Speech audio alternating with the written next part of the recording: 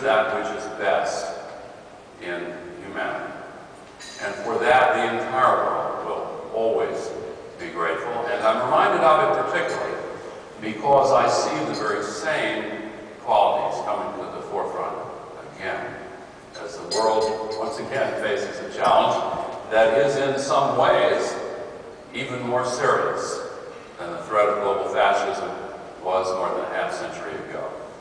The climate crisis is a defining challenge that calls upon us to draw upon the depths of our moral imagination to find the capacity to answer an ultimate question: who are we?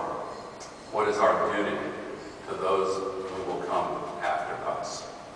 A study came out just 2 months ago that was shocking to me, and I say it in that way because I've tried to tell this story for more than 30 years, and I've tried to stay on top of the science, but this respected study pointed out that the entire North Polar ice cap could now, under business as usual conditions, be completely gone in as little as 34 years.